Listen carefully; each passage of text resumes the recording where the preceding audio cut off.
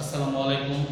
Sheikh D Abdullah Molla school and college কর্তৃক আয়োজিত online ক্লাসে আমি মোহাম্মদ তসবির হোসেন সরকার নবম শ্রেণীর বিজ্ঞান বিভাগের শিক্ষার্থীদের আজকের ক্লাসে আমন্ত্রণ জানাচ্ছি। আজকে আমি পদার্থবিজ্ঞানের অধ্যায় 5-এর উপরে ক্লাস নিব। উক্ত ক্লাস এই অধ্যায়ের উপরে তোমাদের আরও 2টি ক্লাস নেওয়া হয়েছে। আজকে এই অধ্যায়ের উপরে আমি 3য় ক্লাসটি নিচ্ছি। তো আজকে আমার টপিকস হচ্ছে আর্কিমিডিসের নীতি সংক্রান্ত গাণিতিক সমস্যার সমাধান এবং বস্তু তরলে ভাষা ও প্রবাহ সংক্রান্ত গাণিতিক সমস্যা সমাধান। প্রিয় শিক্ষার্থীরা, গত ক্লাসে আমি তোমাদের আর্কিমিডিসের নীতি এবং প্লবতা ও বস্তু তরলে ভাষা ও ডোবার কারণ বলেছিলাম। আজকে ওই ক্লাসের উপর ভিত্তি করে গাণিতিক সমস্যার সমাধান করব। তো আসো আমরা গাণিতিক সমস্যার সমাধান করার চেষ্টা করি। দেখো, তোমাদের এখানে আমি একটা চিত্র এঁকে রেখেছি। এখানে যেটা দেখা যাচ্ছে যে একটা পাত্রের ভিতরে তরল আছে। তরল বলতে আমি এখানে পানি ব্যবহার করেছি। আর ভিতরে এখানে একটা সিলিন্ডার আকৃতির বস্তু দেওয়া আছে। তারপর দেখা যাচ্ছে কি উপরের পৃষ্ঠ হতে পানির উপরের পৃষ্ঠ হতে সিলিন্ডারের উপরের পৃষ্ঠ পর্যন্ত উচ্চতা হচ্ছে h1, পানির উপরের পৃষ্ঠ হতে সিলিন্ডারের নিম্ন পৃষ্ঠ পর্যন্ত গভীরতা হচ্ছে h2। এখানে আমি দুটো মান দিয়ে রেখেছি। h1 এর মান হচ্ছে 3 সেন্টিমিটার, h2 এর মান হচ্ছে 8 সেন্টিমিটার। আর এই যে সিলিন্ডারের পৃষ্ঠের ক্ষেত্রফল যেটা সেটা মান দেওয়া আছে 3 সেন্টিমিটার স্কয়ার। এখন এই চিত্রটা নিয়ে মানগুলোর উপরে আমি তোমাদের একটা প্রস্তুত করব এবং তোমাদের সেটা করে দেওয়ার চেষ্টা করব।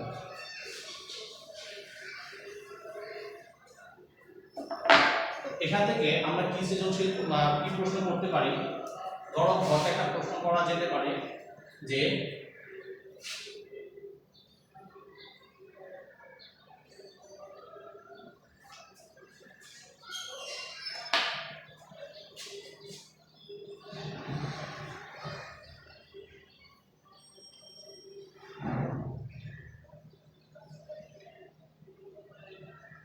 সিলিন্ডারটির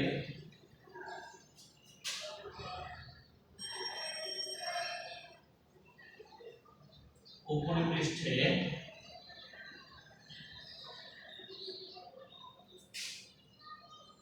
তরল কি পরিমাণ চাপ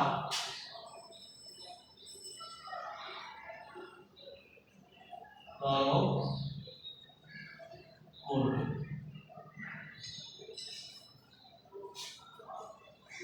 তো এখানে আমরা যেটা দেখতেছি যে একটা প্রশ্ন এরকম করা যেতে পারে, এটা গ নাম্বারে থাকতে পারে যে সিলিন্ডারটির উপরের পৃষ্ঠে তরল কি পরিমাণ চাপ প্রয়োগ করবে।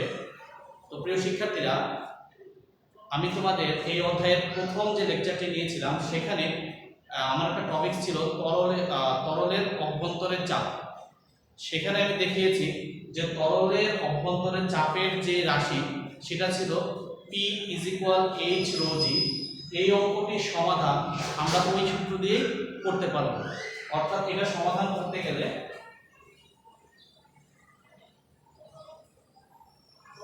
আমরা যে সূত্রটি ব্যবহার করব সেটা হচ্ছে, আমরা জানি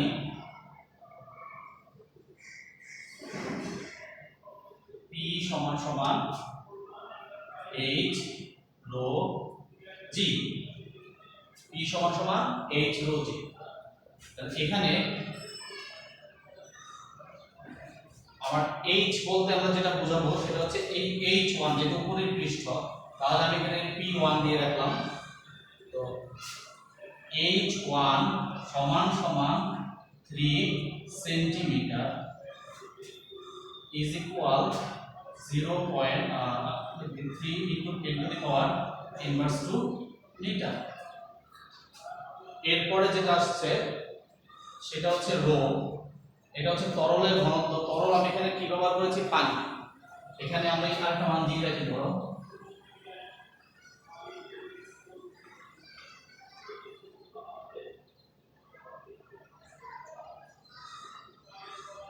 10 কিউব কেজি পানি। তো এখানে যেহেতু পানি ব্যবহার করা হয়েছে তাহলে 10 cube kg per litre cube, আর জি এর মান হচ্ছে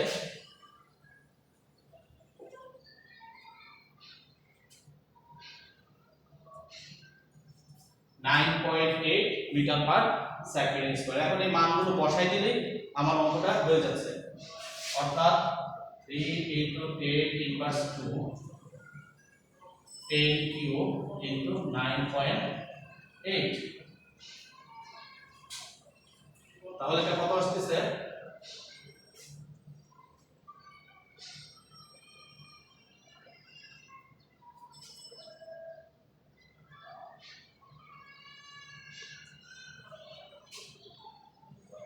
30 ইনটু 9.8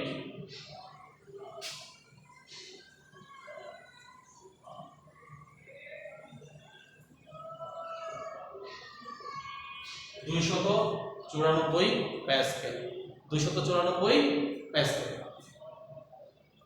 তাহলে দেখো এভাবে আমরা এই অঙ্কটা সলিউশন করে ফেলতে পারি।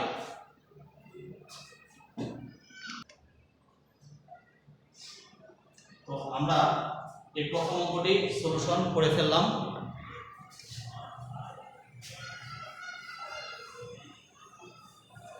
এবার দ্বিতীয় যে প্রশ্নটা এখান থেকে থাকতে পারে সেটা হচ্ছে উপরের তথ্যসমূহ আর্কিমিডিসের সূত্রকে সমর্থন করে কিনা গাণিতিকভাবে বিশ্লেষণ করো। কি থাকতে পারে? উপরের বা চিত্রের তথ্যসমূহ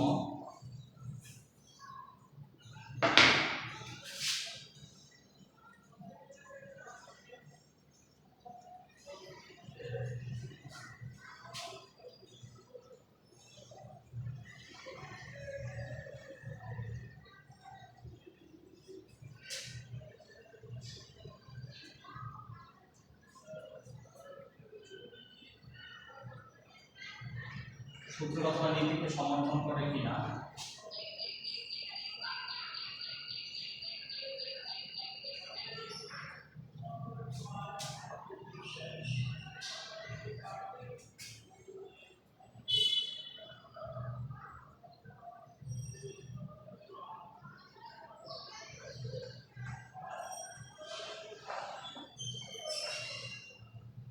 গাণিতিকভাবে বিশ্লেষণ করো। তো চিত্রের তথ্যসমূহ আর্কিমিডিসের সূত্রকে বা নীতিকে সমর্থন করে কিনা গাণিতিকভাবে বিশ্লেষণ করো। তো আর্কিমিডিসের নীতিটি কি ছিল? আর্কিমিডিসের নীতিটি ছিল কোনো একটি বস্তুকে তরলে আংশিক বা সম্পূর্ণ নিমজ্জিত করলে বস্তুটি কিছু ওজন হারায়, এই হারানো ওজন বস্তু কর্তৃক অপসারিত তরলের ওজনের সমান। তো এখানে দেখা যাচ্ছে একটা বস্তুকে আমি পানিতে নিমজ্জিত করেছি। তো এখন আমরা দেখব যে তথ্যগুলো যে h1 এর মান 3, h2 এর মান 8 সেন্টিমিটার, a এর মান 3 সেন্টিমিটার স্কয়ার, পানির ঘনত্ব 10 কিউব। তো এখানে দেখব যে আমরা এটা আর্কিমিডিসের সূত্রকে সমর্থন করে কিনা। তো দেখো আমরা আসলে পড়ার চেষ্টা করি।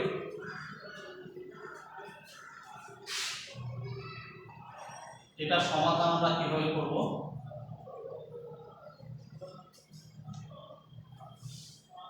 প্রিয় শিক্ষার্থীরা, এটার সমাধান করতে গেলে আমাদের যেটা করতে হবে সেটা হচ্ছে এই যে তরলের উপরের পৃষ্ঠে যে বলটা প্রয়োগ করা হয়েছে সেই বলটা এবং তরল বস্তুর নিম্ন পৃষ্ঠে যে বলটা প্রয়োগ হয়েছে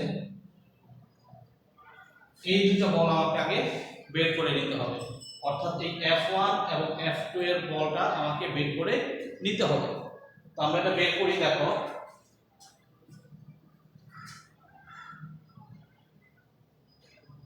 বস্তু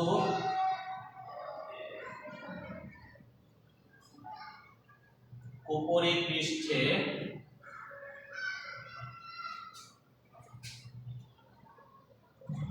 তরল কর্তৃক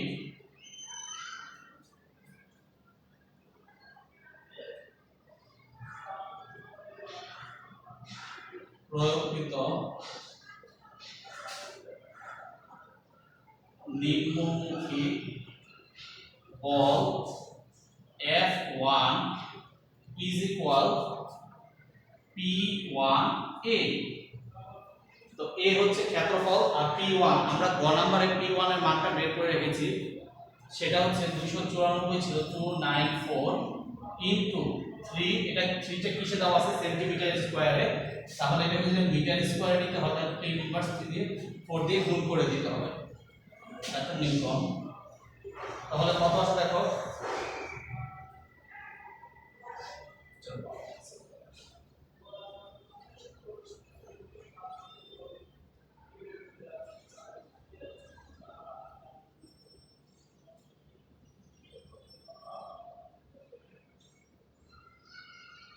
0.0882 নিউটন, এটা হচ্ছে আমার নিম্নমুখী বল।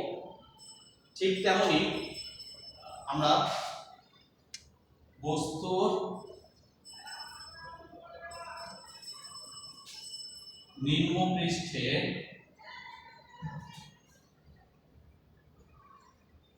ত্বরণ কর্তৃক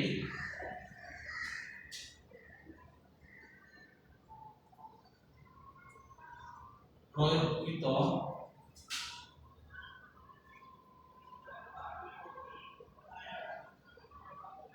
ঊর্ধ্বমুখী বল F2 সমান সমান P2A। তাহলে P2 হচ্ছে H2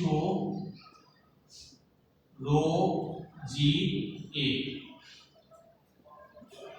এটা সমান সমান লেখা যাবে, দেখো এখানে কত আছে, H2 এর মান হচ্ছে 8 সেন্টিমিটার, তাহলে 8 * 10 ইনভার্স 2 এটা মিটারে হয়ে গেল, রো এর মান হচ্ছে 10 কিউব, g এর মান 9.8 আর a এর মান 3 * 10 টু দি পাওয়ার ইনভার্স 4, এই টোটালটা হয়ে গেল নিউটন এককে। তো এটা এই টোটাল হিসাবে সকল মান আসতেছে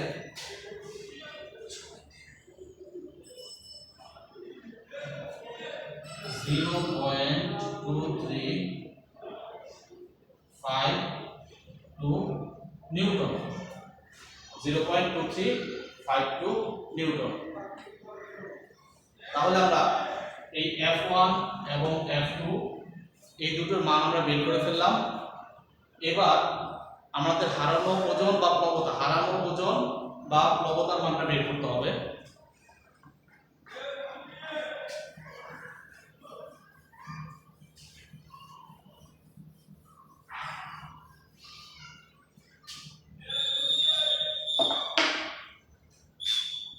সুতরাং বস্তু কর্তৃক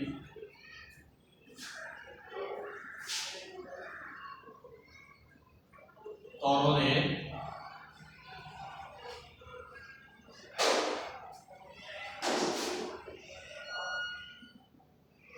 হারানো ওজন সমান সমান F2 মাইনাস F1।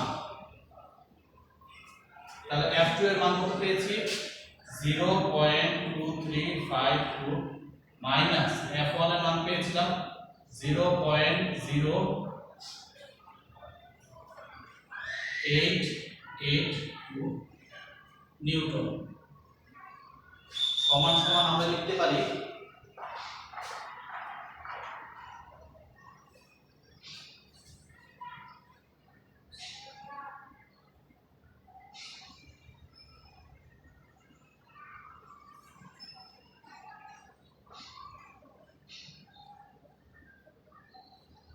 0.1470 নিউটন।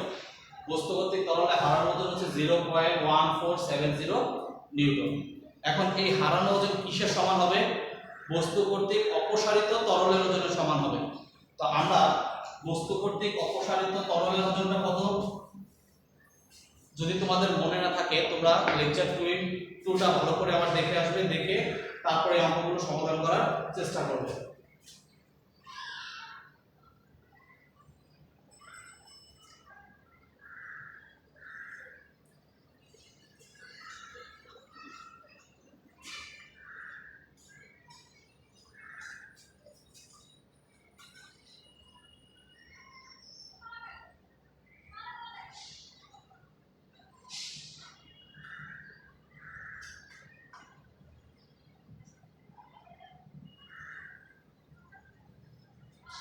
বস্তু কর্তৃক অপসারিত তরলের ওজন সমান সমান, এটা সূত্র হচ্ছে ভি রো জি, ভি রো জি। তো এখন এই যে ভি রো জি, এখানে ভি হচ্ছে বস্তুর আয়তন, রো হচ্ছে তরলের ঘনত্ব এবং জি হচ্ছে অভিকর্ষজ তরল। তো বস্তুর আয়তন কি হবে চিন্তা করো, এখানে বস্তুর আয়তনটা কি, এখানে বস্তুর আয়তনটা হচ্ছে ক্ষেত্রফল ইনটু উচ্চতা, ক্ষেত্রফল ইনটু উচ্চতা। তাহলে আমরা এখান থেকে উচ্চতাটা বের করে নিতে হবে, এ এইচ রো জি। এখানে h টা হচ্ছে h2 h1। দেখো চিন্তা করো, আমার এখান থেকে উপরের পৃষ্ঠ থেকে এই পর্যন্ত হচ্ছে h2, আর আমি উপরের পৃষ্ঠ থেকে বস্তুর উপরের পৃষ্ঠ পর্যন্ত হচ্ছে h1। তাহলে h2 থেকে h1 বিয়োগ করলে আমার বস্তুর উচ্চতাটা বের হয়ে যাচ্ছে। তাহলে রো জি, তাহলে a হচ্ছে 3 * 10⁻⁴ ইনটু এটা হচ্ছে h2 থেকে h1। তাহলে h2 আছে 8 সেমি, h1 হচ্ছে 3 সেমি, তাহলে বিয়োগ করলে হচ্ছে 5 সেমি। 5 * 10⁻⁻² into 10³ into 9.8। তাহলে 6 6 থেকে গুণ করলে এখান থেকে 3 ইনভার্স 3 0.147 নিউটন, 0.147 নিউটন। তাহলে আমরা দেখতেছি বস্তু কর্তৃক তরলে হারানো ওজন 0.147 নিউটন এবং বস্তু কর্তৃক অপসারিত তরলের ওজনও সেম। তার মানে কি, এখানে আমরা আর্কিমিডিসের সূত্রে যেটা ছিল সেটা মিলে গেল, অর্থাৎ বস্তু কর্তৃক বস্তুর হারানো ওজন, তরলের বস্তুর হারানো ওজন এবং অপসারিত তরলের ওজন সমান হয়ে গেছে। তার মানে প্রদত্ত তথ্যসমূহ আর্কিমিডিসের সূত্রকে সমর্থন করে। তো প্রিয় শিক্ষার্থীরা, তোমরা নিশ্চয়ই অঙ্কটাকে ভালোভাবে লক্ষ্য করেছো এবং বুঝতে পেরেছো। আর যদি বুঝতে না পারো আরেকবার ভালো করে লক্ষ্য করো, তাহলে ইনশাআল্লাহ বুঝতে পারবে। তো আর্কিমিডিসের সূত্রকে সমর্থন করে এরকম অঙ্ক তোমাদের পরীক্ষায় প্রায় সময় আসে। তো এই জন্য এই ধরনের অঙ্কগুলো তোমাদের জন্য খুবই গুরুত্বপূর্ণ, তোমরা বাসায় এগুলো চর্চা করবে। অনেক সময় দেখা যায় যে বস্তুটা দেওয়া হয়, বস্তুটা বিভিন্ন আকৃতি হয়ে থাকে, হতে পারে আমি একটা সিলিন্ডার আকৃতি দিয়েছি, হতে পারে একটা গোলাকার আকৃতি, বা হতে পারে একটা ঘনক আকৃতি, হতে পারে আয়তাকার ঘনবস্তু আকৃতি। তো এই জন্য এই অঙ্কগুলো করার সময় বা এই অধ্যায়ের অঙ্কগুলো করার সময় তোমার আয়তনের সূত্র, অর্থাৎ সিলিন্ডারের আয়তনের সূত্র অথবা গোলকের আয়তনের সূত্র অথবা ধরো ঘনকের আয়তনের সূত্র, এই সূত্রগুলো ভালো মতো মনে রাখতে হবে। আরেকটা জিনিস সম্পর্কে তোমাদের ধারণা থাকা দরকার, সেটা হচ্ছে কিভাবে সেন্টিমিটার থেকে মিটারে যায় বা সেন্টিমিটার স্কয়ারকে কিভাবে মিটার স্কয়ার পরিণত করে। এই জিনিসগুলো, এই ট্রান্সফরমারগুলো তোমাদের ভালো মতো মনে রাখতে হবে। তো আসলে আমরা আরেকটা অঙ্ক প্র্যাকটিস করব।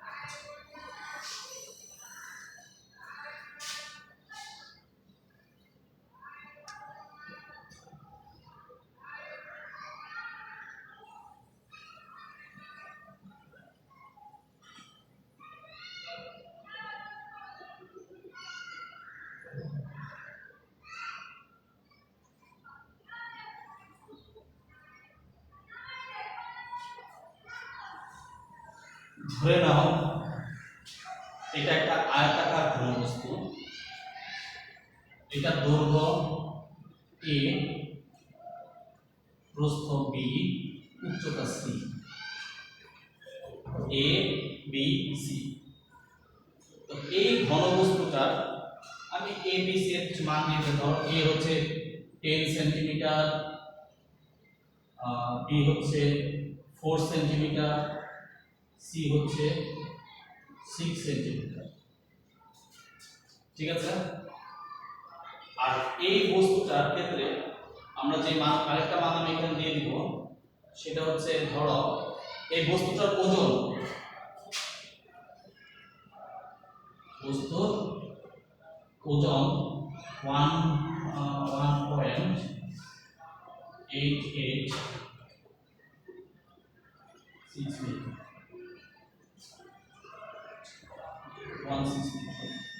এটা দিয়ে দিলাম বস্তুর ওজন।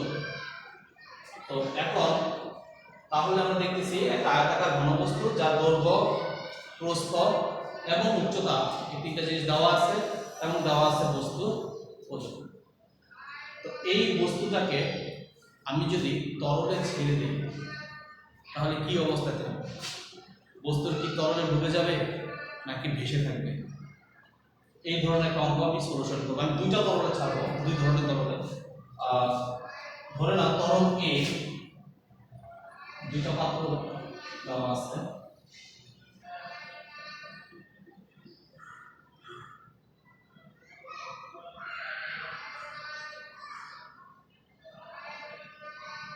এটা হচ্ছে এ পাত্র, আরেকটা পাত্র আমি দিয়ে দিলাম তরল,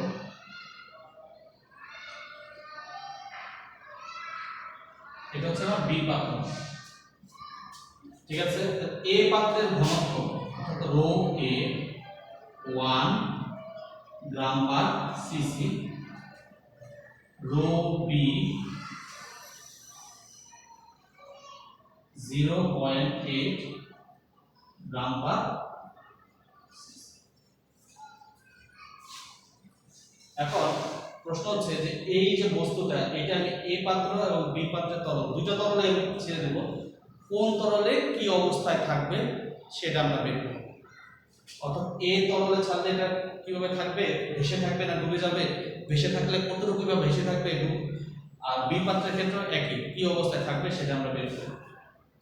তো প্রিয় শিক্ষার্থীরা, গত ক্লাসে গত লেকচারে আমি তোমাদের দেখিয়েছিলাম যে কিভাবে মানে তরল বস্তু তরলের ভারসাম্য নিমজ্জনের যে কারণগুলো দেখিয়েছিলাম, ওই কারণগুলো আমি এখানে অ্যাপ্লাই করব।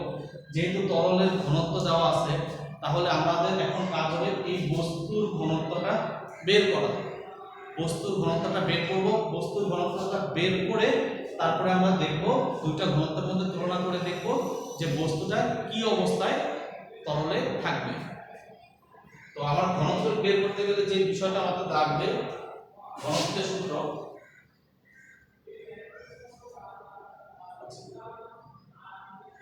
রো, আচ্ছা আমি এখানে প্রশ্নটা লিখে দিই যে আয়তাকার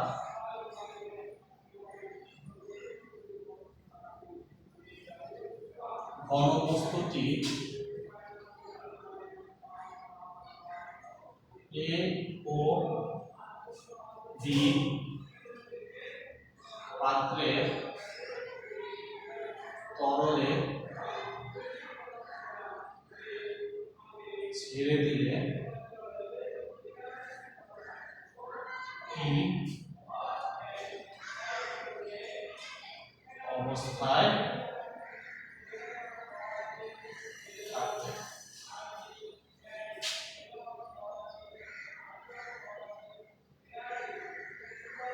গাণিতিকভাবে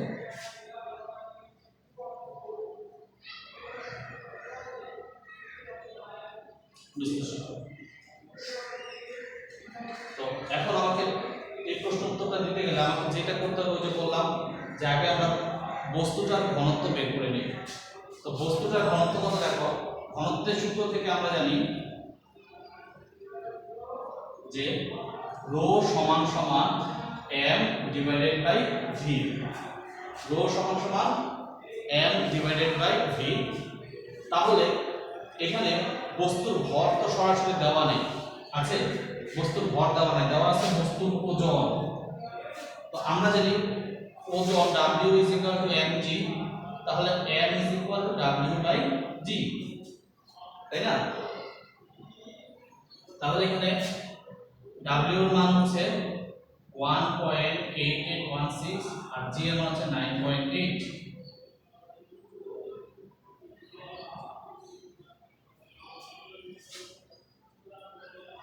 সমান সমান 0.192 কেজি, অথবা আমরা এটাকে গ্রামে নিলে 192 গ্রাম। তাহলে আমরা বস্তুর ভর পাচ্ছি 192 গ্রাম। আর আয়তন সেটা আমরা কি কত পাবো, যেহেতু আয়তাকার ঘনবস্তু, আয়তাকার ঘনবস্তুর আয়তন হবে এবিসি, অর্থাৎ দৈর্ঘ্য প্রস্থ উচ্চতা। দৈর্ঘ্য আছে 10, প্রস্থ আছে 4 এবং উচ্চতা আছে 6, 4 10 40, 440, 240, তাহলে এটা হচ্ছে গ্রাম, এটা হচ্ছে সিসি। তাহলে টোটাল হচ্ছে কি gram per cc, that is 0.8 gram per cc. তাহলে আমরা বস্তুর ঘনত্ব দেখতেছি 0.8 গ্রাম পার সিসি। তো এখন আমরা গত ক্লাসে বা গত লেকচারে দেখেছিলাম, যদি রো অর্থাৎ বস্তুর ঘনত্ব তরলের ঘনত্ব থেকে বেশি হয় তাহলে বস্তুটি তরলে ডুবে যাবে। বস্তুর ঘনত্ব তরলের ঘনত্ব থেকে কম হলে বস্তু তরলে ভেসে থাকবে, এবং বস্তুর ঘনত্ব তরলের ঘনত্ব সমান হলে বস্তু নিমজ্জিত অবস্থায় ভাসবে। তাহলে এখানে আমরা তুলনা করে দেখি, প্রথমে এ পাত্রের তরলের ক্ষেত্রে কি ঘটে। তো এ পাত্রের যে তরলটা ছিল তার ঘনত্ব হচ্ছে 1 গ্রাম পার সিসি। তাহলে এ পাত্রের তরলের জন্য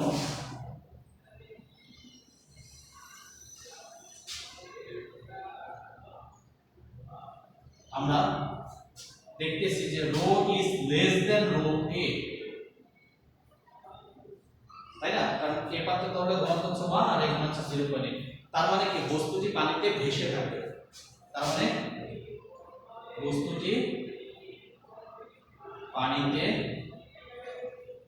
ভেসে থাকবে। আচ্ছা ঠিক আছে, এখানে ভেসে থাকলো। এখন ভেসে থাকলে এটা কিভাবে ভাসবে, অর্থাৎ কতটুকু পানির নিচে থাকবে বা কতটুকু অংশ পানির উপরে থাকবে, সেটা আমরা কিভাবে বের করব।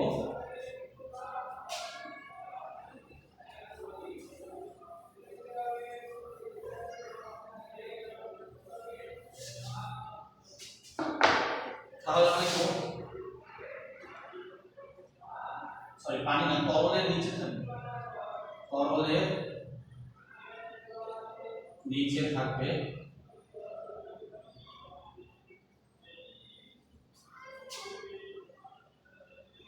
এত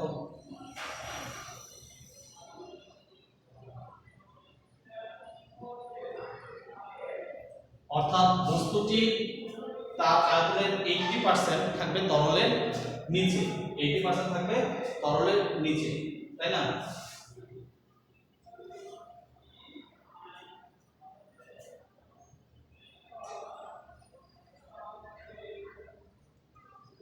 তার তরলের উপরে থাকবে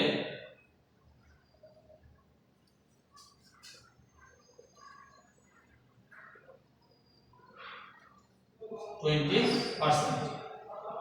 তাহলে এই বস্তুটা তরলের নিচে অংশ থাকবে 80% আর উপরে থাকবে 20%। এখন কথা হচ্ছে অনেক সময় মানে আয়তনের কত অংশ, আয়তনের কতটুকু নিচে থাকবে সেটা যদি বের করতে বলে, বা আয়তন দিয়ে যদি আমি বের করতে চাই, তাহলে আমরা ওই আয়তনের মোট আয়তন ছিল 240, এটা 80% বের করব। 80% বের করলে যেটা আসে সে ওই কতটুকু পানির নিচে আর বাকি অংশটুকু পানির উপরে দেবে। এবার বি তরলে যদি ছেড়ে দিই কি হবে, বি পাত্রের তরলের জন্য rho is equal rho B. দেখো এখানেও রো এর মান আসছে 0.8 আর এখানেও আছে 0.8 গ্রাম পার সিসি। তার মানে দুটো তরল মানে দুটো ঘনত্ব মিলে গেছে। আর দুটো ঘনত্ব যদি মিলে যায় তাহলে বস্তুটি নিমজ্জিত অবস্থায় ভাসতে থাকবে। আশা করি তোমরা বুঝতে পারছো যে কিভাবে আমরা বের করবো যে বস্তুটি পানিতে ডুবে থাকবে না ভেসে থাকবে। তো আশা করি তোমরা বাসায় এই অঙ্কটি ভালো মতো চর্চা করবে। আর অনেক সময় তোমাদের প্রায় প্রত্যেকের কাছে কোনো কোনো গাইড বইগুলো আছে, সেখানে দেখবে যে আর্কিমিডিসের সূত্রকে সমর্থন করে বা পানিতে ভেসে থাকা বা ডুবে থাকার যে অঙ্কগুলো আছে সেগুলো প্র্যাকটিস করার চেষ্টা করবে। আর এই লেকচারটা করার আগে তোমরা অবশ্যই লেকচার 2টা ফলো করবে। তাহলে ইনশাআল্লাহ তোমাদের অঙ্ক করতে অনেক সুবিধা হবে। তো আজকে এই পর্যন্তই, ইনশাআল্লাহ আগামী ক্লাসে আবার তোমাদের সাথে দেখা হবে। সেই পর্যন্ত ভালো থাকো, সুস্থ থাকো, আল্লাহ হাফিজ।